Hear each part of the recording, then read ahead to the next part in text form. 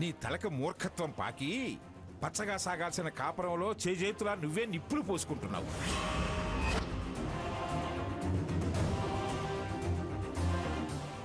చిచి, ఈ వంశంలో ఇంతవరకు నీలాగా నీచంగా ఆలోచించే వాళ్ళు ఎవరూ పుట్టలేదురా. అందరూ భార్యను అభిమానించి ప్రేమించిన వాళ్లే.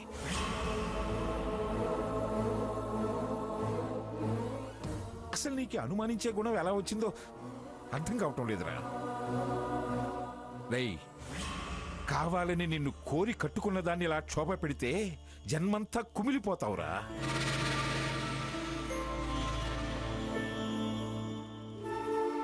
రాముళ్లాంటి వాడికే వేదన తప్పలేదు. కోరి కష్టాలు తెచ్చుకోకురా. నేను రాముణ్ణే, సాకేత రాముణ్ణి. కానీ అది సీత కాదు, ఈ రాముడికి తగ్గ భార్య కాదు. నేనేం ఆవిడ గారిని స్వయంవరంలో పెళ్లి చేసుకోలేదు. నా పెళ్లి చెడగొట్టి అదే నా పక్కనొచ్చి చేరింది. శూర్పణఖ, గుణం లేంది. అస్సలు ఈ ఇంట్లో ఉండే అర్హతే లేదు దానికి.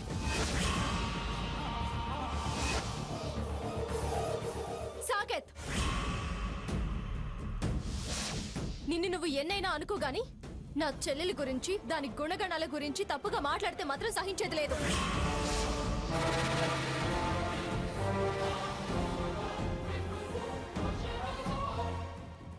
ఏం చేస్తావు? ఏం చేస్తావు? ఖచ్చితంగా అది గుణం తక్కువదే. అది మోస్తున్న కడుపే దానికి నిదర్శనం.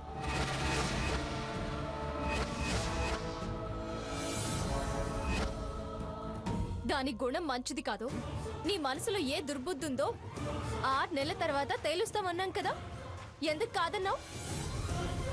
స్పృహ తప్పి నువ్వు ప్రవర్తించొచ్చు, స్పృహలో ఉండి కూడా దుర్మార్గంగా నువ్వు ప్రవర్తించొచ్చు. కానీ నా చెల్లెలు ఏ స్థితిలో ఉన్నా తప్పు చేయదు, చేసే మనిషి కాదు. ఆపవే! ఇలా తల ఒక మాటని వాణ్ణి రెచ్చగొట్టి ఇంత దాకా తీసుకొచ్చారు. ఈ పంచాయతీలు, దెప్పి పొడుపులు మనుషుల్ని దూరం చేస్తాయి గాని దగ్గర చేయవు.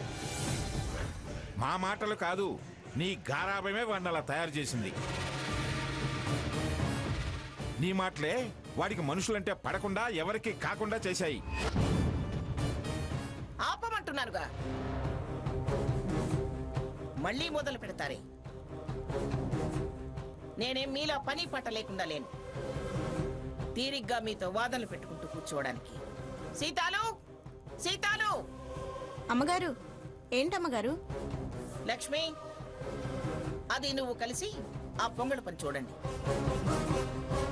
వెళ్ళు, వెళ్ళమని చెప్పేది నీకే.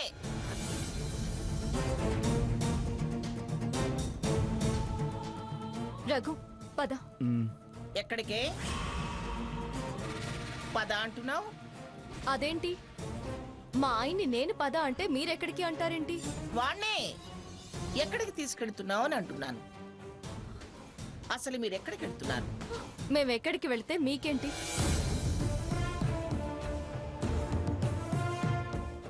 ఏమిటే, ఏమిటి నీ తల బిరుసు సమాధానం?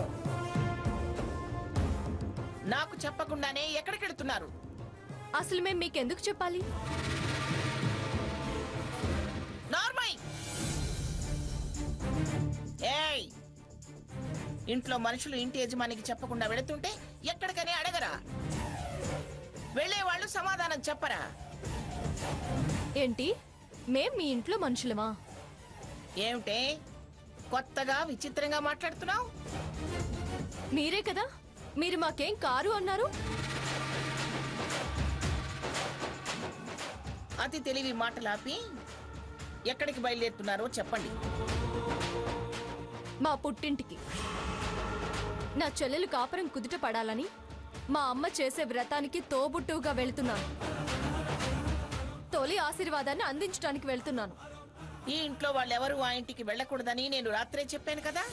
నిన్న నా చెల్లెలు ఒంటరిగా వెళుతుంటే దానికి తోడుగా నేను వెళతా అమ్మమ్మ గారు అంటే నాకు చెప్పాల్సిన అవసరం ఏంటి? నా పర్మిషన్ ఎందుకు? అసలు మిమ్మల్ని ఎవరు ఉండమన్నారు? ఎందుకుంటున్నారు? మీరెవరు? అసలు ఏం సంబంధం? ఉంటే ఉండండి, లేకపోతే పొండి అని మీరే కదా అమ్మమ్మ గారు అన్నారు. అది వెళ్ళిపోతే మేం కూడా వెళ్ళిపోతాం. మీరు నేను రమ్మంటే వచ్చారా, నేను ఉండమంటే ఉంటున్నారా? మేం వెళుతున్నామని నాతో చెప్తున్నావు? ఎవరు ఎక్కడికైనా కట్టకట్టుకుని వెళ్ళండి. ఓహో, నా మాట నాకే అప్పచెప్తున్నావా? సరే వెళ్ళండి, అటే వెళ్ళండి, కానీ మళ్ళీ ఇక్కడికి రాకండి. అలా ఎలా కుదురుతుంది నానమ్మా? మా ఇల్లు ఇదేగా, మా వాళ్ళు మీరేగా. నాకది అత్తిల్లు, ఇది పుట్టిల్లు. సీతకిది అత్తిల్లు, అది పుట్టిల్లు. వాడు నా తమ్ముడు, స్వర్ణ సీత చెల్లెలు. ఇటు నా తమ్ముడి కాపురం, అటు తన చెల్లెలు కాపురం బాగుపడాలనేగా అక్కడికి వెళ్ళేది. సంసారం చక్కదిద్ది అందరం కలిసి ఉండేది ఇక్కడేగా. అప్పటిదాకా ఈ రాకపోకలు జరుగుతూనే ఉంటాయి. ఆ తర్వాత అడపాదడపా వస్తూ పోతూ ఉండడం మామూలే. ఏంట్రా తమ్ముడు మరదలని వాగుతున్నావు? వరస అదే కదా బ్రదర్. ఏం తాతయ్య కాదా? వరుస ఉండబట్టే మాట్లాడుతున్నావురా, కాదని నేనెలా అంటాను? నువ్వు పెద్దోడివి, వీడు చిన్నోడు. ఎలా బుద్ధి చెబితే బాగుంటుందో అలా బుద్ధి చెప్పు. బుద్ధి లేని వాళ్ళంతా నాకు బుద్ధి చెప్పాల్సిన పనేం లేదు. సాకేత్, కాస్త నిదానంగా ఆలోచించు. అనవసరమైన ఇగోలకు పోయి లైఫ్ని స్పాయిల్ చేసుకోకు. పోరా, చెడిపోయిందంతా కాపురం చేయాల్సిన కర్మ నాకేం పట్టలేదు. మీలాంటి వాళ్ళు 1,00,000 మంది చెప్పినా దానితో కలిసి బతకడం జరగని పని. చూడు, ఎవరినైతే చెడిపోయింది అంటున్నావో దాని ముందే తప్పైపోయింది, నన్ను క్షమించు అని లెంపలేసుకొని దాని చేతులు పట్టుకొని క్షమాపణలు అడిగేలా చేస్తాను. వెళ్ళండి, ఎవరి దారిని వాళ్ళు వెళ్ళిపో. అనవసరంగా వాడిని రెచ్చగొట్టి పిచ్చివాణ్ణి చేయకండి. వెళ్ళండి, వెళ్ళండి అవతలికి. అమ్మమ్మ గారు, ఎవరినైతే నా ప్రాణం అని పెంచారో ఆ ప్రాణం చక్కగా ఆరోగ్యంగా ఆనందంగా ఉండాలని మా ప్రయత్నం మేము చేస్తున్నాం. మీ మనసుకు మీకు స్వర్ణ మీద నమ్మకం ఉంది. అది ఏ తప్పు చేయలేదని, రామచంద్రయ్య కూతుళ్ళు గుణవంతులని మీకు తెలుసు. ఆ కోయిదొర నిజాయితీ కూడా తెలుసు. అయినా సాకేత్కి బుద్ధి చెప్పి చేస్తున్నది తప్పు అని చెప్పకపోవడం మీ వీక్నెస్ అని అర్థమవుతుంది. ఎవరేమైపోయినా పర్వాలేదు, ఎవరి జీవితం నాశనం అయిపోయినా మీకు అనవసరం. మీకు మీ మనవడి జీవితం ఒక్కటే ముఖ్యం అనుకుంటే సరిపోదు. సీత, ఆవేశపడుకున్నానమ్మా. సీత అనేది తప్పో ఒప్పో నువ్వే ఆలోచించుకో. పద సీత. వెళ్ళడానికి నిర్ణయించుకున్నారా? స్వర్ణని ఎలాగైనా ఈ ఇంటికి తీసుకురావాలని నిర్ణయించుకున్నాం. బ్రహ్మాండం, కానివ్వండి. పదరకు.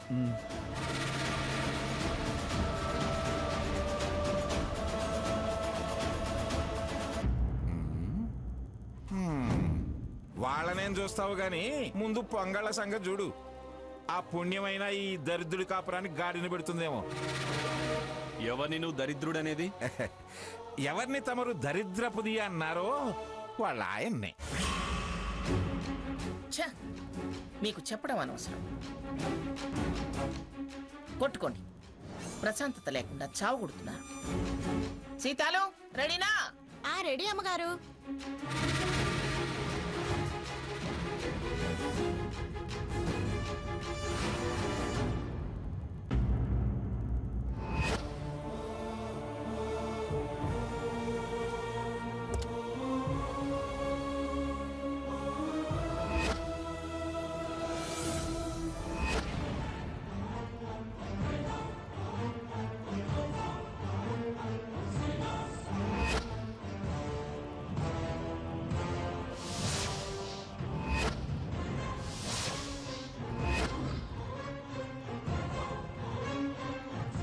ఇదేంటి అత్తయ్య గారు ఇలా వరుసలో నుంచోవడం ఏంటి?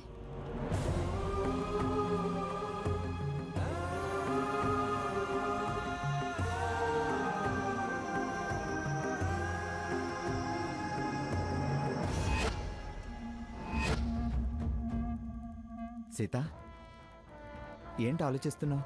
కూర్చో.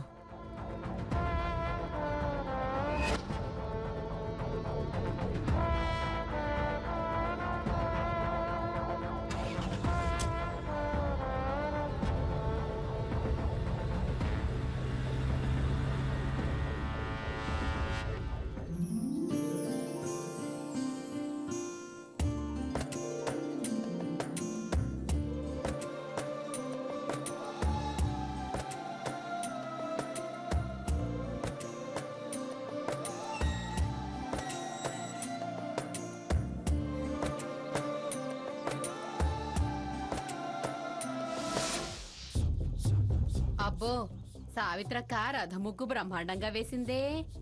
అల్లుణ్ణి తీసుకురావడానికా, కూతుర్ని దిగబెట్టడానికా? అయినా నేననుకోవడం ఎందుకులే, పొయ్యి అడిగితే పోలా. సావిత్రక్క, సావిత్రక్క, సావిత్రక్క, ఏంటి బయట రథముగ్గు బ్రహ్మాండంగా వేశావు? అల్లుణ్ణి ఎక్కించుకురావడానికా లేక కూతుర్ని దిగబెట్టి రావడానికా? నిన్ను నీ ఎచ్చిడి మాటల్ని ఊరవతల సాగనంపి రావడానికి. ఎందుకక్క అంత కోపం? లేకపోతే ముగ్గేస్తే కూడా దాని మీద నీ ఆరాలేంటే? ఇవాళ రథసప్తమని తెలీదా? పైగా స్వర్ణ చేత సౌభాగ్య బంధన వ్రతం చేయిస్తున్నాను, వాయనానికి రావే అని పొద్దున్నే చెప్పానుగా. మళ్ళీ అడగటం ఎచ్చిడి కాకపోతే మరి ఇంకేంటి? సౌభాగ్య బంధన వ్రతం సంసారంలో చిక్కులొచ్చినప్పుడు చేస్తారంటారు. స్వర్ణకే నిక్షేపంలా ఉంది. పైగా నెల తప్పింది. ఓసారి ఉత్తుత్తి సీమంతం, ఇప్పుడు మరో సీమంతం. ఇలా ఫంక్షన్స్ మీద ఫంక్షన్స్ చేసుకుంటుంటే మళ్ళీ వ్రతం ఏమిటక్క? ఆ వాగుడే వాగద్దని రాత్రే చెప్పానుగా, సరిపోలేదా నీకు? హ్మ్, వాతలు పడితే గాని వాగుడాపవా? హ, వాతలు పెట్టినా వ్రతాలు చేసినా రాతలు మారతాయా అక్క? అయినా ఇది జరిగిందని పక్కింటి దాన్ని నా చెవిలో వేస్తే నాకు మాత్రం ఆ ఆరాలు తీయాల్సిన అవసరం ఏముంటుందక్క? నువ్వు పక్కింట్లో ఉండొచ్చు కానీ నీది కుమ్మరి పురుగు లక్షణమే, అలా తొలుస్తూనే ఉంటావు. అయినా సంసారం అన్నాక 1.25 ఉంటాయి. సంసారం గుట్టు, రోగం రొస్టు అంటారు. ఎవరింటి విషయాలు వాళ్ళు బయటికి చెప్పరు. వ్రతానికి పిలిచాను, వస్తేరా, లేకపోతే మానుకో, అంతేకాని. అబ్బా విసుక్కొక తల్లి, ఏదో విన్నాను, నిజమా అబద్ధమా తెలుసుకుందామని వచ్చాను. దానికి అంత కోపం ఎందుకు? అయినా ఇది ఇవాళైనా రేపైనా బయటపడేదే కదా. చెప్తే ఏదైనా సలహా ఇద్దామని వచ్చాను. ఏయ్, ఏం విన్నావే? ఏమడిగితే ఏం సలహా ఇస్తావు? నీ అల్లుడు నీ చిన్న కూతుర్ని ఉసుకోపో అన్నాడటగా, ఉన్నామని వచ్చాను. దానికి అంత కోపం ఎందుకు? అయినా ఇది ఇవాళైనా రేపైనా బయటపడేదే కదా. చెప్తే ఏదైనా సలహా ఇద్దామని వచ్చాను. ఏయ్, ఏం విన్నావే? ఏమడిగితే ఏం సలహా ఇస్తావు? నీ అల్లుడు నీ చిన్న కూతుర్ని ఉసుకోపో అన్నాడటగా. చెంప పగులుతుంది. ఆ? ఎవరే నీతో అలా చెప్పింది? పోతలకి పో. సర్లే చెప్పకమ్మా, గురిగిలో దాచి గురిగి మూతేసి పెట్టేసి. అయినా వ్రతంలో తెలుస్తుందిగా ఎవరొచ్చింది ఎవరు రాంది. అక్క నువ్వు ముగ్గేసుకో.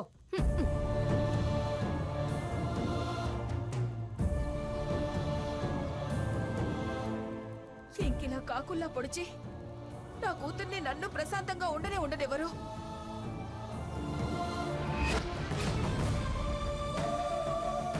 భగవంతుడా, ఈ చీకట్లో కన్నీళ్లు కలతలు ఆపు తండ్రి.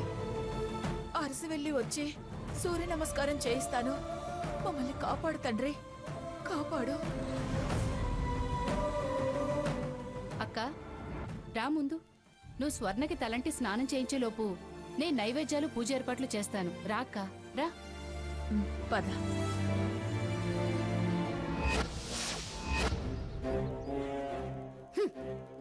చెడిన దానికి చంద్రబలం తారాబలం చూసినట్టుంది. మొగుడు చీపు అన్నదాని చేత సౌభాగ్యవ్రతం అంట సౌభాగ్యవ్రతం. డైవర్స్ వ్రతం ఏదైనా ఉంటే అది చేస్తే సరిపోతుంది. తొందరగా వెళ్ళి 4 ఇళ్లలో 4 పుల్లలు వేసి ఓవి అవతలి కన్నా నీ నోడుతోనే అన్ని కక్కిస్తాను.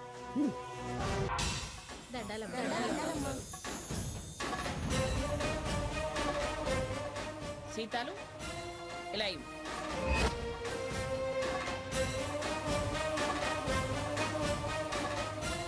దయగల్ల తల్లి చల్లగుండమ్మా.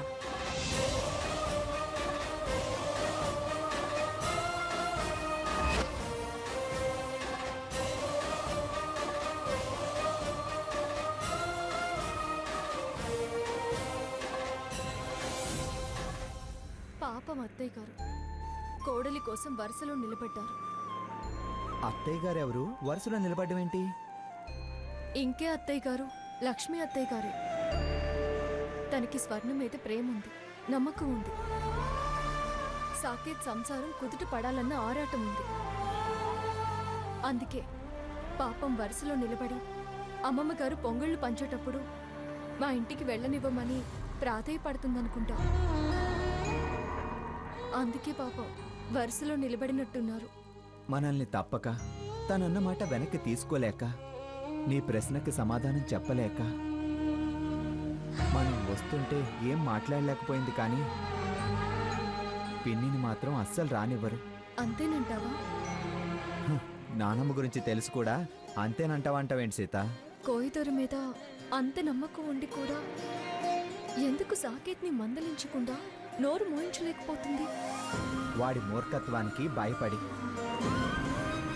వాడి మీదున్న ప్రేమను చంపుకోలేక. ఎప్పుడో అప్పుడు ఆ ప్రేమే ఆమెకు శత్రువు అవుతుంది. అప్పుడే ఇద్దరూ మారుతారు.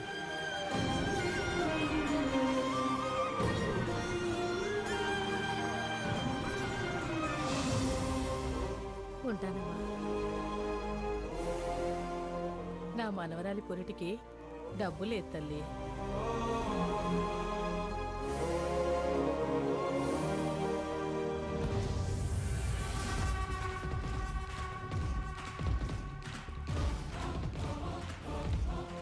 నా మనవరాలి పురిటికి డబ్బు లేదు తల్లి.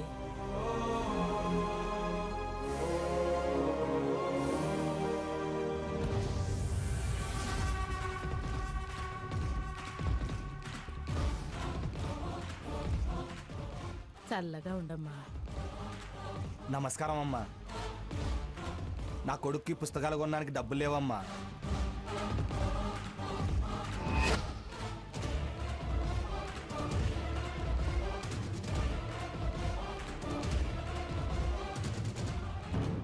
లక్ష్మి అత్తయ్య,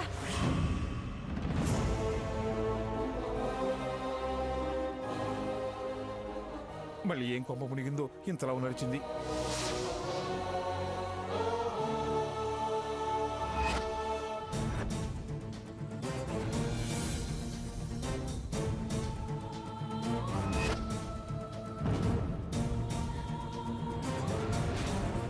లక్ష్మి, ఈ వరుసలో నిలబడాల్సిన కర్మ నీకేం పట్టిందే? వీళ్ళందరినీ పంపించాక మాట్లాడదాం. రా బయటికి.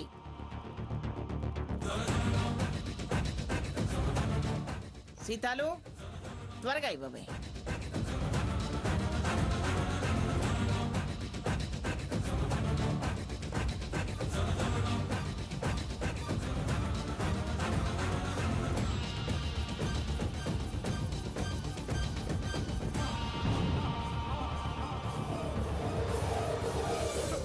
అత్తయ్య గారు.